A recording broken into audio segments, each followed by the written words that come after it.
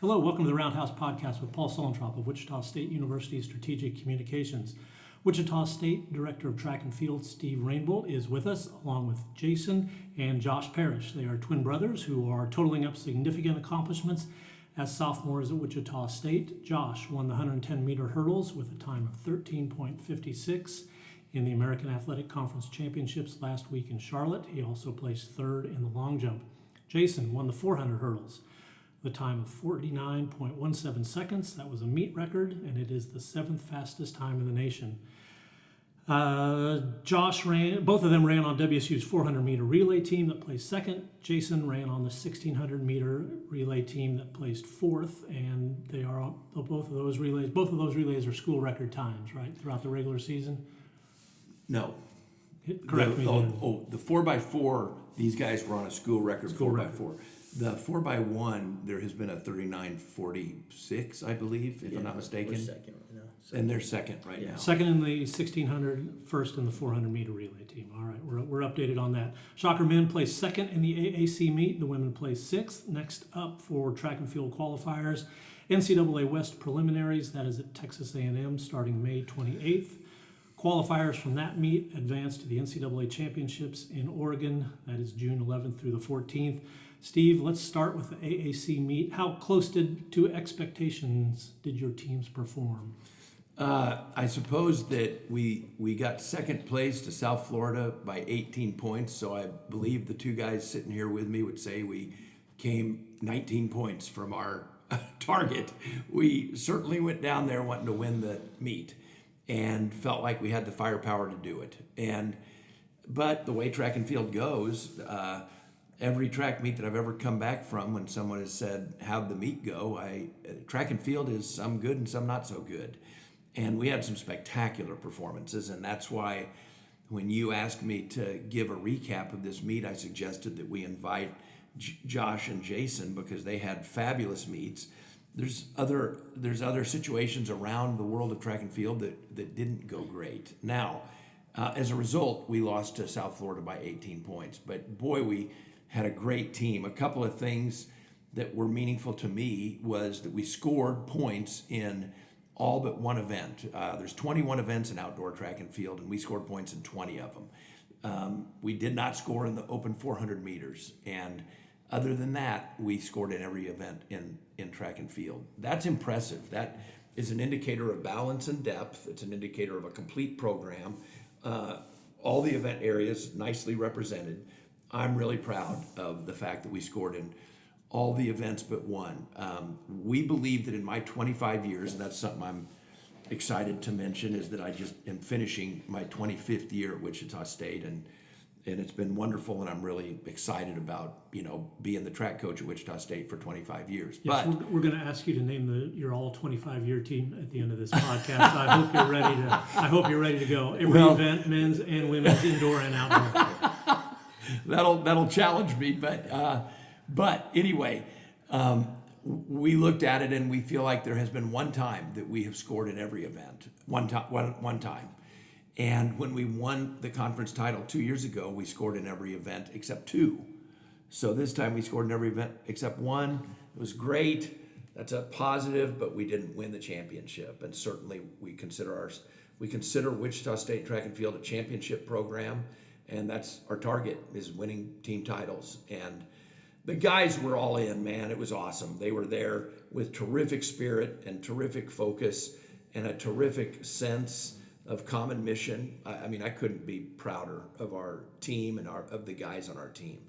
But we did fall short. Now, I will say we fell 18 points short, and going into the meet, it looked like that South Florida was probably about a 35-point favorite. So we closed the gap on what was a projected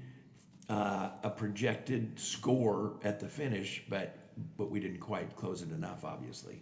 Jason, Josh, track is pretty transparent. You can follow along and know where people are expected to score. How much are you paying attention to that during the meet? I'll say like every race, every event that was going on, I was paying attention to while warming up. If I could, I'll check my phone, see how my other teammates were doing and stuff, and I mean, everybody was competing hard, trying to score and trying to win the championship today. So Josh, you're really locked in on the team Yeah. standings. Jason, how about you? How much are you paying attention during the meet? Well, we have a coach, our Coach Wise. He sends out, like, after every event, he sends out, like, how we did. So whoever scored in that event, and then the current projections going into the final event. So, yeah, I was paying attention to that every day. Yeah, I texted John Wise Saturday morning to get an idea about where Wichita State was. How much is that important to you, or what's the fun balance between I'm competing individually, but I'm also really locked in on the team standings? Josh, go first. How do you kind of balance that percentage of enjoyment of track and field? I say, like, I try to do as best as I can to help my teammates out, score as much points, and then once I'm done, or like if I have a little break, I'll try to go support my teammates so they can do as best as they can and score as many points in, so we can go win the championship, basically. Jason, how about you? What's the balance between individual and celebrating the team accomplishments? Individual, you always will try to do as best as you can, but, like, being with all your track teammates for, basically all 4 years, you want to see them also win. So just supporting them and then having a chance to win a team championship is just, like, a great feeling. Steve, WSU swept the multis. Destiny Masters won the heptathlon. Freshman, I'm going to hopefully get his name right, Rickard Trogan Hayden, Yes. winning the decathlon. Destiny, she's headed to the NCAA meet, 5,715 points. She ranks 15th nationally, finished 13th last season. Tell us about Destiny. How is she set up for Oregon? So Destiny was first team All-American a year ago indoors in the pentathlon event, and first team All-American is certainly the target for Destiny. She has had a rough year this year compared to her junior year. There's been areas that have just been a struggle for her, but she's a competitor and a tough girl, and was able to battle hard enough to win the American Athletic Conference championship in the heptathlon with a nice score. It wasn't a huge score, but it was a nice score. But we are right now strategizing to help her regain her form in the 200 and the 100-meter hurdles, in particular, those two. And then even the high jump. The high jump last year, it just seemed like going over 1.80 meters, which is 5'11", was something that just happened meet in and meet out. And now it's more like 178 or 179, 78 or 79 or even 77 or 75, which is more like 5'9" or 5'10". And so she certainly is focused on trying to regain her form. If she does, then she'll be a girl that'll be competing for a top 8 first team All-American finish in Eugene. Jason, your second AAC championship meet outdoors. How's it different? How's it changed as a sophomore going back and going through that again? Well, it's kind of different because freshman year I really didn't know what I was getting into, but, like, now I know the competition, the teams, and I just know, like, in order what I need to do to win. So, like, I prepare myself a little different between my races because I did the same events I did last year. So, yeah, I just prepare myself different for this AAC championship. Josh, how about you? How have things changed from freshman to sophomore year in a big meet like that? I say my mentality, like, I came in kind of, like, scared and timid, like, oh, there's all these good track athletes and running way faster time than me, so it kind of brought down my energy and, like, me as a going out and competing. But then I realized, like, if I really want it, I'll go do it and I'll go win it. And so coming into sophomore year, I started training harder, started focusing on and just try and just compete, basically just be myself, and started doing better. Steve, that's something you and I talked about yesterday when we were prepping for this, is these two and their desire to compete and work hard and not make excuses. Tell us about their, about that mental side of things for the Parrish brothers. Well, there's a couple of things about that. When you asked me to find an athlete, it occurred to me to invite Josh and Jason because I find it really unique and interesting and cool that they're twins, brothers, and that they're on the same college track team, and that each of them won a hurdle race at a tough conference championship, and that they're performing at such a high level. Jason has the 7th fastest time in the nation in the 400-meter hurdles, and Josh was on Team USA last year in the under-20 World Championships in the long jump event, and his 13, I thought it was 55, 13:56. 13:56. His 13:56 is one of the fastest times in our school history. Is it second all time? Yeah. Second all time. He just passed Shannon Armstrong, who was a first-team All-American for us. And so these two guys are operating at an extremely high level. And I find it certainly unique and really awesome that these two twin brothers each won, a hurdle race at the conference championship. And they paired up on the relays and all of that. But having said that, you asked about their competitiveness. These are two of the most competitive young men that I've ever had the opportunity to work with. They're just remarkable that way. And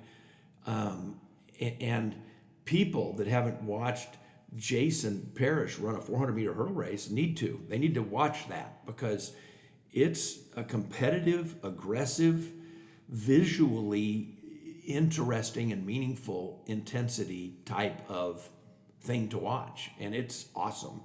Us coaches get into coaching to watch young people do what Jason did in that 400-meter hurdle race, and same thing. Coaches like me get into coaching to watch guys like Josh Parrish run down the runway and long jump with huge explosive power, and it's not always perfect. It is not always perfect. He fouls sometimes, and he fouled some huge jumps at this meet that certainly I think probably would have won the competition if he hadn't fouled. And I wish he never fouled. But when he does, I'm so impressed that he grimaces, and it's evident that he's frustrated with it, and then he goes right back and gets ready for the next attempt. And I admire that so much. I admire these guys putting any kind of a disappointment, these two brothers putting any kind of a disappointment almost immediately behind them and looking forward to getting ready for the next thing. And I also really, really admire what a cool deal it is that they're brothers. I have found these two guys, here I'm bragging on them like crazy. I have found these two guys to be really competitive with each other and to the point of trash talking each other and having fun that way. And you can always tell that it's lighthearted and fun, and they mean it, and they intend to compete hard with one another, but it's lighthearted and fun. And then one of them has big success, and the genuine brotherly love is awesome. It's just awesome. So I wanted to invite them for this because I felt like, hey, we had a lot of wonderful performances. I mean, we had a bunch of other champions, but the fact that these guys are twin brothers was something that caused me to think, well, I need to invite Josh and Jason to talk about, their experience at the conference championship, and I want to mention what a cool deal it is to have these twin brothers on our track team. Good instincts, Steve. Good choice. Anytime anybody mentions trash talking, you've got to follow up on it. Jason, how do you trash talk Josh? And then Josh will give you a shot too. Well, usually when I work on high hurdles with Josh, I just say I'm going to beat him every day in practice and stuff. Usually that's not how it goes. He usually gets me. But I still just talk crap on him and stuff just to make him work harder and stuff because I know what he's capable of. I mean, yeah, same with me, especially when we line up in the blocks and we're both side by side each other. My mouth just started going. He try to make him off like his mind not there and stuff like that. But then once he get in the blocks, he does beat me sometimes, and I don't like that. But especially when he runs the 400 hurdles for practice and he's doing his rep, I'm like, you're slow, you're running slow, run faster. And he's really not running slow, but I still got to tell him so he doesn't get Complacent. right, basically. So he can keep running faster. I know his potential. I know what he's capable of, and how fast he can run and stuff like that. So, is there trash talk that goes on between competitors from other schools? How common is that in track and field? In the AAC, I would say no, none that I heard of, but Yeah, I wouldn't say it. Oh, I would say that's- certainly in the world of track and field, I've been aware of it over the course of my career, but these guys would know better with regard to the sprints and hurdles and jumps at the AAC meet. If there's any of that going on, I don't hear it. But I've never heard it. I've heard guys tell me about it over the years. Coaches don't usually hear it, you know what I mean? So, but I'm glad to hear him say that it's not too bad, because that I don't find great. Yeah, everybody just there just to compete. I mean, Yeah, track and field generally has a pretty unified, friendly vibe. There's a I good think. camaraderie Right. among the track athletes for sure. I would agree. So Steve has also opened up the door to all the twins family questions. Josh, being twins, being on the same team with your twin, how's that influence your career? oh, it influences a lot. It helps me a lot. It actually pushes me to be better. Just having my twin here, I know that I can compete hard and train hard with him, and that he'll keep pushing me. And then just like my teammates here, like they're great. That I could talk trash to them too, and like my brother, and we can just go all out there and compete hard. Jason, how about you? What's it like being a twin on the same track team? it's fun seeing us both compete again, like we were in high school, especially both relays, and just like seeing his development throughout the years is just fun to see. And like I would say like seeing him work hard makes you want to work hard, and then like seeing him compete at the high level and like winning, and then you don't want to fall behind, so you want to win as well. It's just like as a twin brother, you just like seeing that, and then you like competing. Are people just endlessly curious about twins? Do you just get a lot of questions about the relationship and all of that? Yeah, usually sometimes they call me Josh, but other than that, I would say we have another set of twins, right? On the team? Oh, yeah, we do. Bo and Callie Kirshen. Yeah. Now, that's a guy on the track team and a girl on the women's track team. But yeah, Bo and Callie Kirshen are twins. I'm sure people will be curious who's older. How did that all play out? So Josh is older by 15 minutes, actually. 15 minutes. So yeah, I'm the youngest. Yeah. And then you, Parrish family, very athletic family. You have an older brother who wrestled at Nebraska. An older brother, Jacob Parrish, played defensive back at Kansas State. He was drafted in the 3rd round by Tampa Bay. So growing up in that kind of family, Josh, how did that help get you guys to where you are? Oh, I mean, when we was younger, we all wrestled, and just our dad pushing us, and just all the sports that we did when we was younger, it helped us to become who we are right now, and helped us have a mindset of just going out there and competing, never giving up and stuff like that. Jason, how about you? How the brother dynamic work in the family? Well, I would say since we all wrestled, I think wrestling played a huge factor into us, because like wrestling is a hard sport. You gotta learn all these different techniques. You gotta cut weight and all this stuff. So I think that really helped us. And then like also us just pushing each other every day in like our different sports, and just like always just being around each other. You just build like this type of competitiveness that you just lasts as a lifetime. So Jason, big PR in the 400 hurdles. A year ago, you ran 51:21 in the AAC meet, and then you got that down to 49.17 last weekend. Did you have any hint that things were going to go right, that you were due for a big day? Well, yeah, during practice, we were doing some practice runs, like over 300 hurdles, and then like a 45-second break, and I run the last 100. I was like, the past 2 weeks, I've been running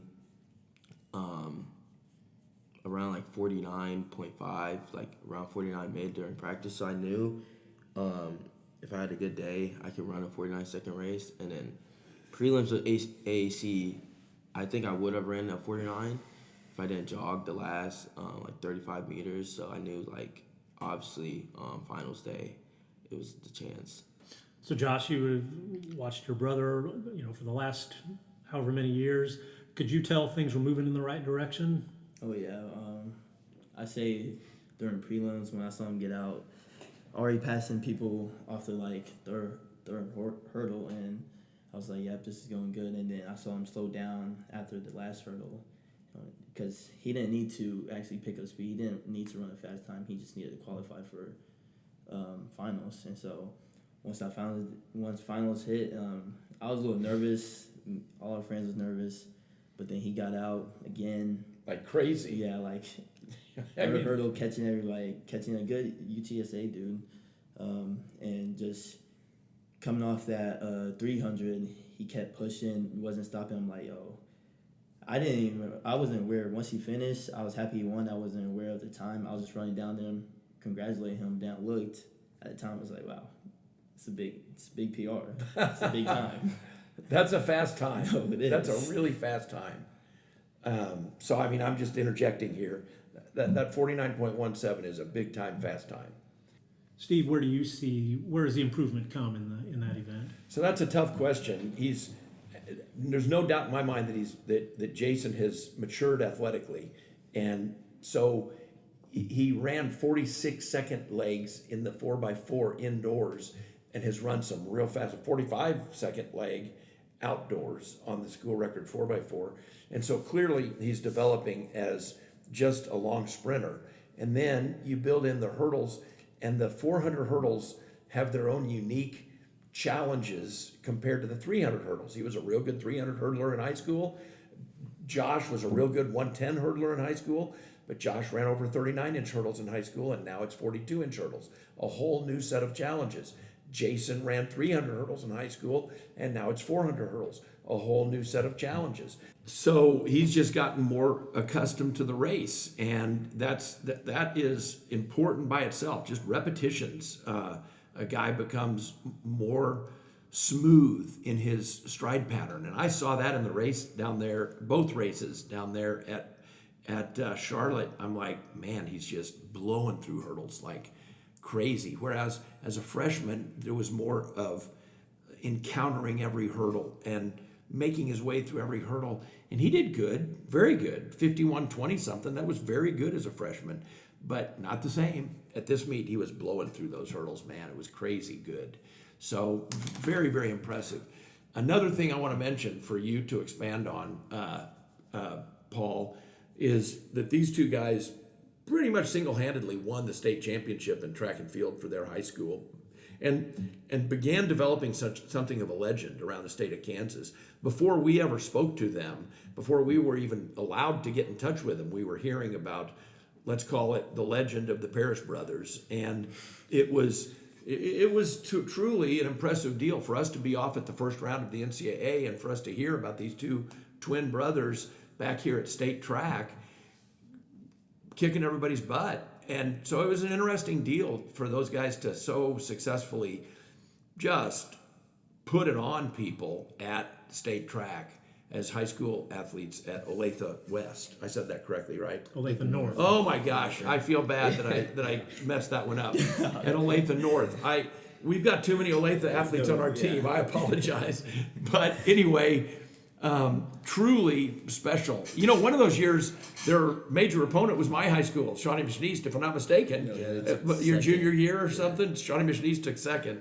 And so I was also particularly aware of these guys kicking butt at the high school level. So this has been an incredible situation for me.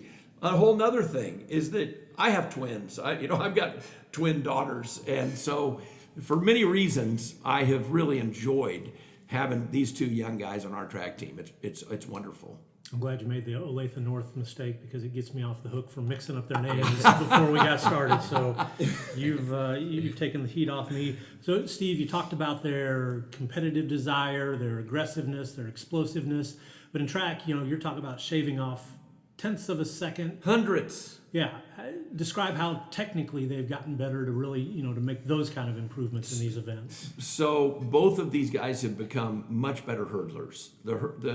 The mechanics of hurdling is something that has to be mastered. And, I could talk in detail about Josh, and I work closely on his hurdling technique, and it mostly has to do with angles with regard to his trail leg and his hips, and he and I have worked hard on it, and he's made nice improvements. Jason is a guy who his hurdling has just become much more smooth and aggressive. I feel like his hurdling maybe has developed and improved more than Josh's in terms of where he was at initially and where he's come to, but his hurdling technique has gotten really great for a guy who's not that long-legged. He's not a long-legged guy. So these two guys continue to develop, but there's a lot more development. I think that it won't surprise me for Josh to go right on down into the low 13-second range, and it won't surprise me for Jason, especially now, for him to go down into the 48s. If we'd have had this interview the week before the conference championship, I would have said it won't surprise me for him to go down to the 49s. But now you're at a 49.17. So we have to say it's not going to surprise me for him to continue developing and make his way down into the 48s. You know, you asked about and you mentioned how I have talked about their toughness. This is not just me saying, yeah, those guys are tough. You know, Josh is over there. He's walking around in a boot. He's got a boot on his foot because he's got an extremely sore heel that us coaches are going, well, I'm not even sure if Josh is going to be able to compete. And I will tell you that just the way it has gone so many times in the 2 years that we've had him on the team, I've gone along thinking, oh, I think the guy's going to compete. I think he's going to compete because he's just a never say die guy. So then we get to the meet and I'm watching him warm up before, you know, he competed in the high jump event. And that was his idea. He's not a high jumper, but he saw that the high jump might be vulnerable to score some points. So in an effort to help the team, he suggests that we enter him in the high jump event. And he's warming up and I go over and I'm saying hello to him and chatting with him for just a minute. And I come to find out that he's got wisdom tooth pain. And I can tell from looking at him that he's, you know, just about hurting badly, like saliva, and maybe he's getting ready to drool. I don't even know. I mean, it was not comfortable. And I'm going, well, bud, are you going to be okay? And he's like, I'm cool. I'll be good. And I could just tell right this minute, this is the last I'm going to hear this today. He's not going to mention this again. And he didn't. He didn't mention it all day, and he was in immense wisdom tooth pain. You know what I mean? And heel pain. And these guys seem to just blow through challenges like that, seemingly without struggle. I mean, I know it's a struggle. I know it's a challenge, but I'm just telling you, they don't let anything stop them. And it's very impressive and admirable. Jason, describe your routine before you're getting ready for a race. What are you listening to? What are you thinking about? How do you get yourself ready to get out of those blocks? Well, so I used to listen to music. I used to listen to like Gunna or like Lil Baby, but over like the past like 2 months, I kind of stopped. I kind of just like, you know, try to dial in and focus. But like I started doing some like resistance bands training and then like some ankle mobility. I think has really helped me. And it just always try to stay on the same routine like every day, just so like your mind's ready. I think that's really helped. Josh, how about you? What's your routine? My routine, I listen to slow music. I like being calm and just relaxed, not being all hyped up and stuff. And also, like, I also talk to God a lot and just, in my mind, just speaking to him about what I want to do, what I want to run, and just, like, I don't know, just being there and just being grateful that I can just run, basically. Being grateful is a good way to think about it. Wichita State Director of Track and Field Steve Rainbolt and twin brothers Josh and Jason Parrish. They are getting ready for NCAA West Preliminaries next week in College Station. Thank you very much for your time.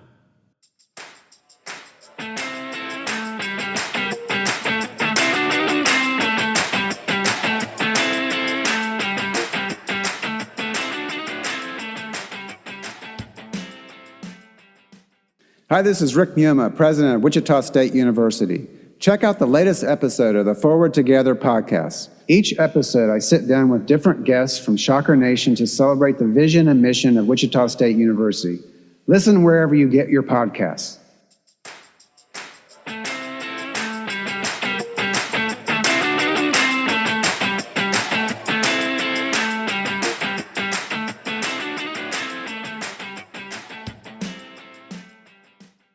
Thank you for listening to the Roundhouse podcast, courtesy of Wichita State University Strategic Communications. We encourage you to rate, review, and subscribe wherever you get your podcasts. You can find more Roundhouse content at GoShockers.com. Bradshaw into Wingate. Wingate's going to dribble it a couple of times and throws it in the hands of Kuznard.